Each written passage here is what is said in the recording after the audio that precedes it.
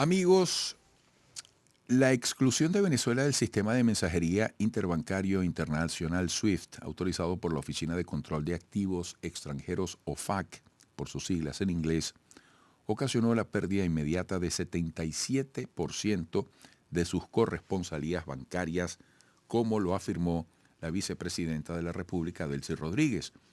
Ella también decía que en un segundo, con apretar una tecla, Venezuela perdió 77% de sus corresponsales bancarios internacionales. Y esto lo saben los empresarios porque cuando tienen que comprar materia prima, cuando tienen que comprar bienes de capital en el exterior, se les dificultan los canales de pago a nivel internacional, precisó durante la inauguración de la Expo Metal 2024, esto fue recientemente, sobre hierro, acero y aluminio. Bueno, para entender mejor este tema, hemos invitado a Luis Enrique Gabasut, economista, investigador en ciencias sociales. Luis Enrique, bienvenido, buenos días. Buenos días, Eduardo. Gracias por la invitación y bueno, un saludo para ti y para todo ese maravilloso equipo de Unión Radio. Gracias. Vamos a explicarle, yo siempre le pongo detalle a esto, para los otros medios que nos están describiendo que tú, bueno, ahí, si nos siguen por televisión, ahí está escrito tu apellido, pero se escribe con B pequeña y Z y T al final, Gabasut. Luis Enrique, ayúdanos a entender un poco, más allá de esta referencia breve que yo hacía de las declaraciones de la vicepresidenta, eh, ¿qué significa la corresponsalía bancaria internacional o las corresponsalías bancarias internacionales? Sí, Eduardo, en el sistema bancario internacional, los países entre sí no pueden hacer negociaciones bancarias directas a menos que posean bancos corresponsales en el extranjero. Estos bancos corresponsales son los bancos que se hacen responsables de honrar los compromisos de transferencia de valores que efectúa cada país respecto de otro. Es como un intermediario absolutamente indispensable para que un país pueda transferir dinero o recibir dinero de otros países a través del sistema bancario internacional. Esto se hace simplemente a través de una aplicación de mensajería de texto eh, que es como telegramas, ¿no? Por decirlo de una manera muy sencilla, que se envían los bancos entre sí, pero que son bajo un sistema, bajo un formato reconocido por todos los bancos que participan en el sistema.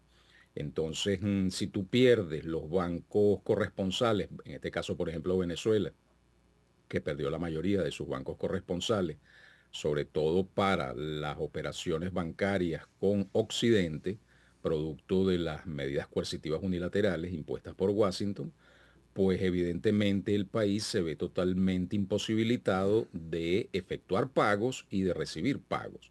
Y en gran medida esto es lo que ha impedido, por ejemplo, que Venezuela honre sus compromisos de deuda en buena medida con el extranjero, o estranguló muchísimo o ha estrangulado mucho a PDVSA para que pueda cobrar su factura petrolera sin problemas cuando se efectúan con países, sobre todo ubicados en Occidente, que son los que han establecido estas medidas contra Venezuela. Ha conservado Venezuela bancos corresponsales, sobre todo con Eurasia, que le permiten intercambiar con ese amplio mundo, digamos, en crecimiento, en franca expansión, en franca multiplicación, que es Eurasia, todo lo que es China, India, Rusia, ¿no? Todo ese inmenso mundo económico y humano que existe hoy día, ¿no? Pero bueno, esa es la razón por la cual las medidas coercitivas unilaterales han afectado tanto la flexibilización de las sanciones, las licencias de la OFAC emitidas el año pasado, producto o a raíz de los acuerdos de Barbados, digamos, permitieron, y todavía permiten, por lo menos hasta el 18 de abril de este año, que el Banco Central de Venezuela, que había sido sancionado, pueda nuevamente entrar dentro del sistema SWIFT para todo lo que tiene que ver con factura petrolera, es decir, con operaciones relacionadas con la industria petrolera, no con todas las operaciones que el Banco Central de Venezuela, como Banco Central de cualquier país, está llamado a efectuar, ¿no? Entonces el Banco Central sigue estando bastante limitado en ese sentido, pero por lo menos en todo lo que es el sector petrolero, la licencia de la OFAC ha flexibilizado eso. Sin embargo, bueno, estamos hasta en espera del 18 de abril, si se van a renovar o no esas licencias, y dependiendo de eso, pues volveremos a una situación bastante difícil donde el Estado venezolano tuvo que verse obligado a recurrir incluso a mecanismos de criptomoneda, ¿no? Mecanismos muy, digamos, por decirlo de una manera, poco transparentes o poco auditables, porque lamentablemente pues la exclusión del sistema SWIFT así lo ha impuesto. En toda esta descripción que estás haciendo, el factor presión es evidente, como recurso, como objetivo. Em, ¿Qué posibilidades hay de revertir esta descripción que has hecho, este escenario? Todo depende estrictamente de la política. Todo depende estrictamente de la política, pero más allá de eso yo diría de la geopolítica, ¿no? Fíjate que incluso se dice de cara a la galería que fue a raíz de los acuerdos de Barbados, un asunto de política interna de Venezuela, lo que determinó la decisión de Washington de emitir las licencias de la OFAC.